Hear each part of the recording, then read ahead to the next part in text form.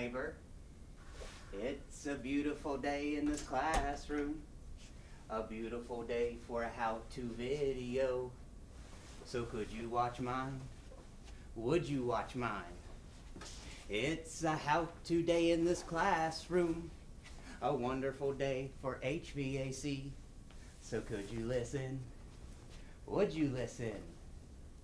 It's a how-to day in this classroom, and I'm applying for a scholarship from plumberstock.com to help me with tuition. So could you help me? Would you help me? Let's make the most of this beautiful day. Since we're together, I might as well say, would you help me? Could you help me? Won't you be my savior? Hello there, neighbor. My name is Philip Thompson. I'm applying for this scholarship through plumberstock.com. I really appreciate y'all listening. What's that? You appreciate me making the video? Well, that's great.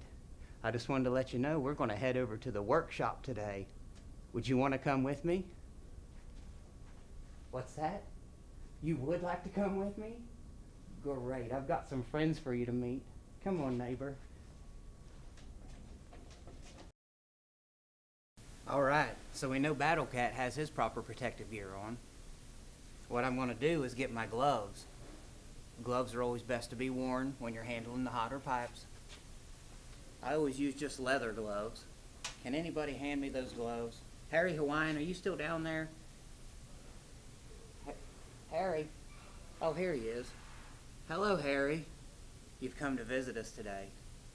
Well, I need my gloves. And what's that you got there? Well, you're getting a little ahead of the game there, buddy, but he's brought us a 3/4 inch copper coupling. We're going to be using that later, aren't we, Harry? Yes, indeed we are, Phil. Well, how about those gloves now? Because I can't keep you up and around here. You're too hairy. He's Harry Hawaiian. He's too hairy.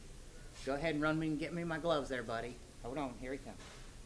I tend to just use leather gloves. It's always the best when handling hot pipe. Basic gloves like these right here will do the trick. Well, that crazy Harry Hawaiian, he's brought me the wrong gloves. I don't need that guy, and I'm not going to use this one, am I? No. I'll get him myself, Harry. All right. Just basic leather gloves. I'm going to leave these out for the real Phil Thompson when he comes back in to show you guys how to braze this pipe. And what's next? Can someone else run down and get me my safety glasses? That's where we'll have Spike go. He'll be like, hey, I'm going to go get these things. He goes down here and he comes back like, oh, thank you. He brought the right ones. He's always serious about his job. Look, I see you. Now, what else do we need? I know we need some material to do this brazing. Materials. Not like fabric material. I'm talking about like copper pipe. Well, I know someone who's coming with a piece of the materials that we need. You want to meet him? It's the trolley. You're right. Here he comes. You hear him coming in? There he is. Well, come here. He doesn't like being off the tracks. He gets a little scared, but we'll bring him up here. And there he is. You like the trolley? Look what he's brought for us. It's the copper pipe we need. That's where the coupling goes on to the end of the copper pipe. Perfect. Okay, trolley. Go ahead. Oh, back on his tracks he goes. And see you, little trolley. Bye-bye. And of course, I wouldn't ever be complete with a lesson here without our other friend showing up. I know you can hear. Here comes his footsteps now. Oh. Look, it's Ninja Todd. Well, Ninja Todd, what do you have today for me? He's kind of quiet and shy. Whisper in my ear. Uh-huh. Well, you are crazy, Ninja Todd. You can't stay around because you're all fur. Plus you got these little tassels hanging off. You're burned like Sir Barks-a-Lot. Come on, go ahead and just sit down here. Be nice. Sometimes he gets a little upset when he's not allowed to help with lessons. He's a little bit loud and annoying. Y'all know those types. The last thing I wanted to mention, though, is distractions. Now, we all know what distractions are. That's when someone's talking really loud. You can't hear what you're thinking. And all of a sudden, people are trying to, like, poke you and just do weird stuff. Ninja Todd, stop doing weird stuff to try to take all your mind off of the project at hand. So, just best to clear distractions all out of the way. All right, Ninja Todd, you're never coming back out again. Let's just take our parts right over here on the table. Let's leave these sitting out for the real Phil Thompson. I think I hear him coming now. There he is. Well, hello, Phil. I'm just going to step out of the way and let him suit up with his PPG. Would you like that? What's that? You would? That's great. I'm just going to step out of the way and let him come in. Stage is all yours, sir. Well, hello there. I'm so glad you could have me here. I am the real Phil Thompson. I'm just going to go ahead and start out with my protective gear to get that out of the way. As you can see, our assistants and the other version of Phil Thompson got everything pretty well set up for me. We've got Battle Cat here. Even though he's got his protective gear on, I'm going to go ahead and scoot the cart and everything back. Basically, they brought out their piece of pipe with the copper coupling. Now, this is just a simple little procedure. Normally, when you're out in the field, though, you don't ever really get the chance to just put it in a stump vise or a bench vise like this. Normally, you're doing repairs on the scene. You've got to put something down for your knees to sit on, or hold your head at a 45-degree angle to the northeasterly latitude. You all know what I'm talking about. But I'm going to set this up for display purposes to just make it a lot easier. One thing that we didn't bring out, though, was our brazing rod. Basically, I have some right here. It's just Stay Silv number 15. That means it's 15% silver. It's basically just a copper-silver alloy that we use to braze the pipes and helps them stick together. We're using temperatures up to 4,300 degrees, so we have to have a hot enough temperature to melt that brazing rod. But I believe there's someone who can bring me out a brazing rod. Ninja Todd, did you have the brazing rod, or hold on? Where did he go? Yeah.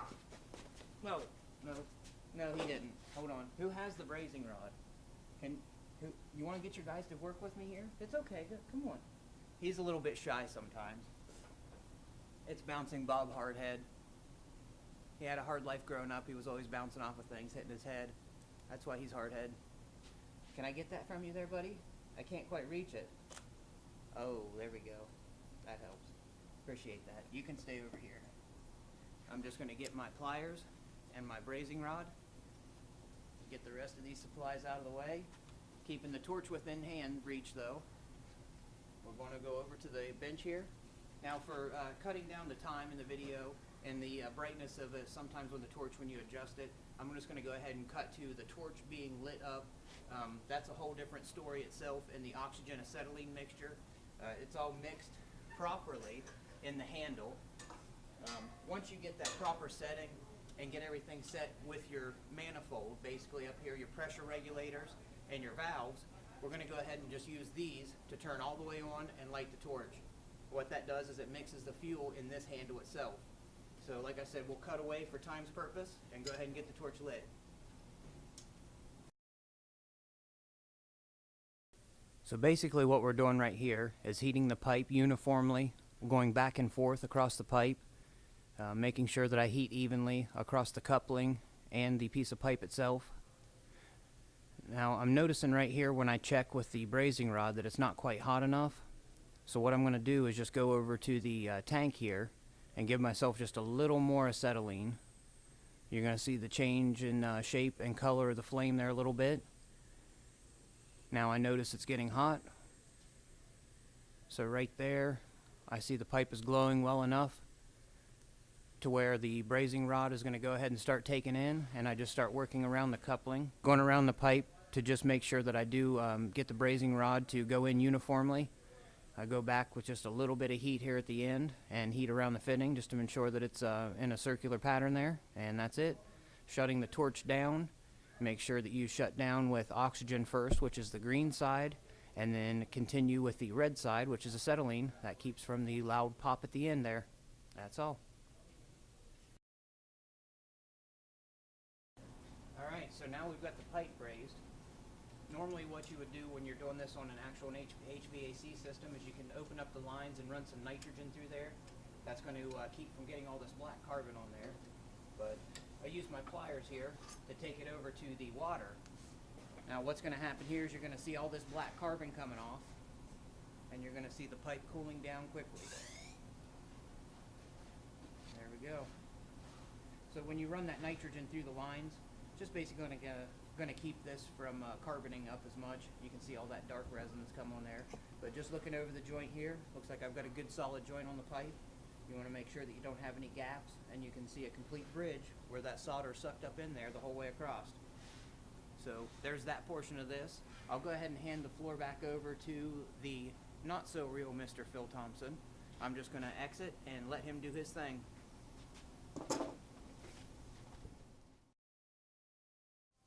Well, that's just about all the time that we have for today. Did you all learn more about brazing pipe? Remember, this can be a very dangerous thing to be doing. Have your proper protective gear. But remember, use your hands, use your head. Most of all, listen to what I said. Could you be mine? Would you be mine? Won't you be my savior? Could you be mine? Would you be mine? A monetary savior. Bye, neighbors.